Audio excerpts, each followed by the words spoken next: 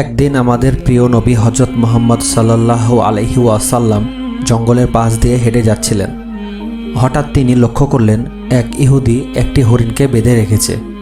নবীজিকে দেখে হরিণটি আকুতি জানিয়ে বলতে লাগলো, ইয়া রাসূলুল্লাহ, ইয়া হাবিবাল্লাহ, আজ সকালে আমি আমার ছোট বাচ্চাদের রেখে খাবার খুঁজতে বের হয়েছিলাম। হঠাৎ এক ইহুদি এসে আমাকে ধরে ফেলে এবং বেঁধে রাখে। সকাল থেকে আমি বন্দি অবস্থায় আছি। আমার বাচ্চারা না খেয়ে রয়েছে। তারা হয়তো কাঁদতে কাঁদতে গলা শুকিয়ে ফেলেছে। হে আল্লাহর রাসূল, আমি একবারের জন্য আমার সন্তানদের কাছে যেতে চাই, তাদের দুধ খাওয়াতে চাই। অনুগ্রহ করে আপনি আমাকে একটু সময়ের জন্য মুক্ত করে দিন।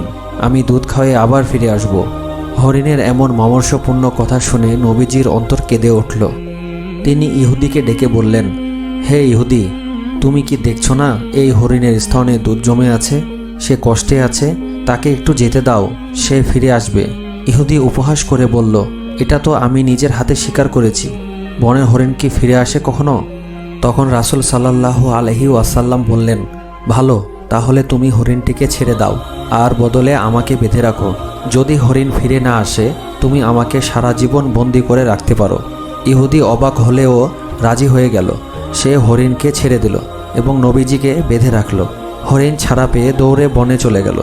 ইহুদি মনে মনে হাসতে লাগলো, কি বোকা মানুষ, একটা হরিণের জন্য নিজেকে বন্দি করে দিল। হরিণ ছুটে তার বাচ্চাদের কাছে পৌঁছালো। সন্তানরা ব্যাকুল হয়ে জিজ্ঞাসা করল, আম্মা, তুমি এত দেরি করলে কেন? আমাদের গলা শুকিয়ে গেছে।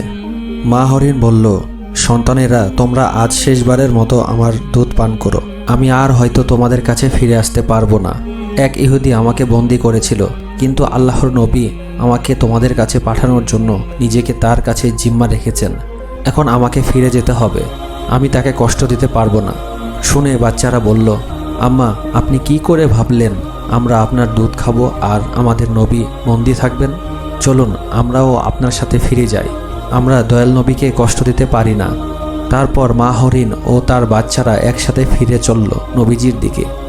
ওদিকে অনেকক্ষণ পার হয়ে যাওয়ায় ইহুদি নবীজিকে ব্যঙ্গ করে বলল, হা হা, হে মুহাম্মদ, এত বড় বোকা মানুষ আমি জীবনে দেখিনি। হরিণ কি কখনো ফিরে আসে? নবীজি শান্ত কণ্ঠে বললেন, হে ইহুদি, তুমি ধৈর্য ধরো। হরিণ অবশ্যই আমার ভালোবাসায় ফিরে আসবে। আর কিছুক্ষণ পরেই দেখা গেল হরিণ কেবল একাই নয়, তার বাচ্চাদের নিয়েও ফিরে এসেছে। ইহুদি এই দৃশ্য দেখে স্তব্ধ হয়ে গেল। নবীজি জিজ্ঞাসা করলেন, হে হরিণ, তুমি একা আসবে বলেছিলে, বাচ্চাদের কেন এনেছো? হরিণ বলল, ইয়া রাসূলুল্লাহ, আমি যখন বাচ্চাদের বললাম আপনি আমাকে তাদের কাছে পাঠিয়েছেন, তারা বলল, আমাদের মায়ার নবীকে বেঁধে রেখে আমরা কিভাবে দুধ খাবো? তাই তারা আমার সঙ্গেই ফিরে এসেছে। ক্ষমা করে দিন ইয়া রাসূলুল্লাহ, আমরা আপনাকে কষ্ট দিয়েছি। তখন নবীজি ইহুদির দিকে তাকিয়ে বললেন, এই নাও, তোমার শিকার করা হরিণ ফিরে এসেছে।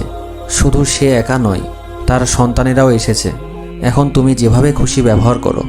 এরপর বললেন, মনে রেখো, আমি কেবল মানুষের নবী নই, আমি বন জঙ্গলের প্রাণী, পশু পাখি এবং সারা জাহানের নবী। এই কথা শুনে ইহুদি কেঁদে উঠল এবং বলল, ইয়া রাসূলুল্লাহ, ইয়া হাবিবাল্লাহ, আজ আমি বুঝেছি আপনি সত্যি আল্লাহর নবী। আমাকে মুসলমান করে নিন। এই হরিণ আমার দরকার নেই, বরং আমাকে আপনার গোলামি করার সুযোগ দিন। অতপর সে নবীজির হাতে হাত রেখে কালেমা পড়ে মুসলমান হয়ে গেল। সুবহানাল্লাহ। বন্ধুরা, আজকের গল্পটি তোমাদের কেমন লাগলো জানাতে ভুলবে না, কারণ তোমাদের রেখে যাওয়া সুন্দর সুন্দর কমেন্টগুলো আমরা পরের ভিডিওতে মেনশন করব ইনশাআল্লাহ। আরও নতুন নতুন ইসলামিক ভিডিও পেতে আমাদের চ্যানেল সাবস্ক্রাইব করতে ভুলবে না। সুস্থ থাকো। আল্লাহ হাফেজ।